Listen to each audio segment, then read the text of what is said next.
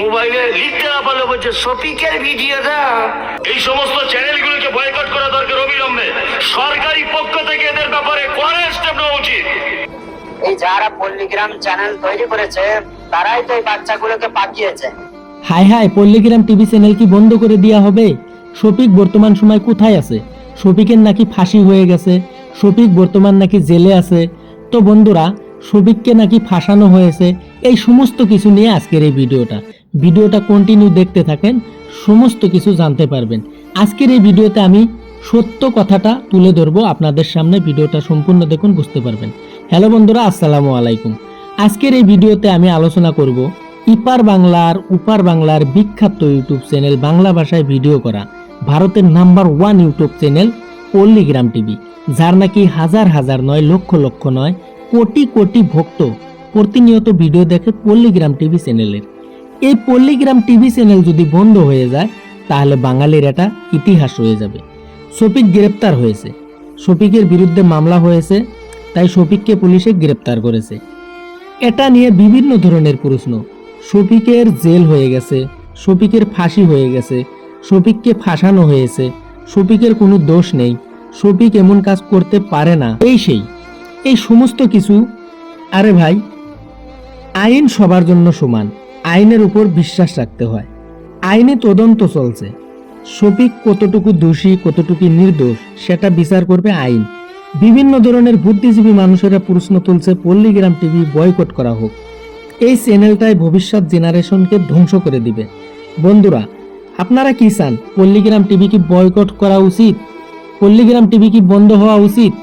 আপনারা কি চান? আপনাদের মতামত কি? আপনারা কি চান পল্লীগ্রাম টিভি বন্ধ হয়ে যাক? তো আপনাদের জন্য কমেন্ট বক্স খোলা রাখলাম, আপনারা অবশ্যই যার যার মত কমেন্ট করে জানাবেন। হ্যালো বন্ধুরা, আপনারা যারা শফিককে ভালোবাসেন তাদেরকে একটা কথা বলতে চাই, শফিক গ্রেপ্তার হয়েছে ঠিক আছে, কিন্তু শফিকের না ফাঁসি হবে না যাবজ্জীবন জেল হবে। আপনারা আইনের প্রতি বিশ্বাস রাখুন আর শফিকের জন্য দোয়া করুন। আমার বিশ্বাস শফিককে কয়েকদিনের মধ্যেই মুক্তি পেয়ে যাবে বা শফিককে মুক্তি দেওয়া হবে।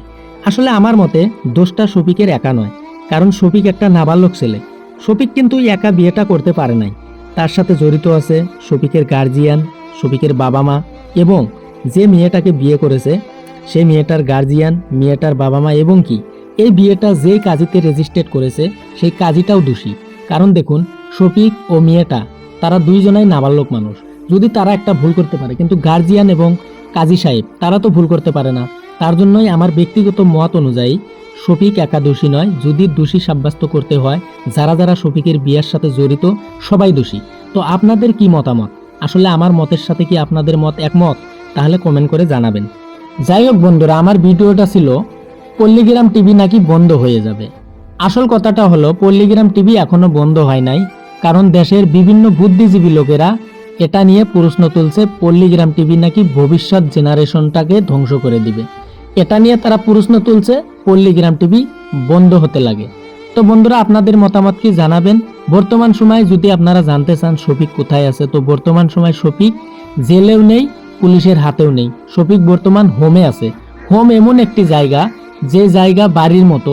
যেমন ধরুন, যেগুলো আসামি নাবালক থাকে সেগুলোকে জেলে বা থানায় রাখা হয় না, তাদেরকে হোমে পাঠানো হয়। তাই শফিক বর্তমান হোমে আছে। তো বন্ধুরা, শফিক একা নয়, শফিকের সাথে মেয়েটাও আছে হোমে। তো আমি খবর পেলাম শফিক হয়তো অল্প কয়েকদিনের মধ্যেই শফিক মুক্তি পেয়ে যাবে।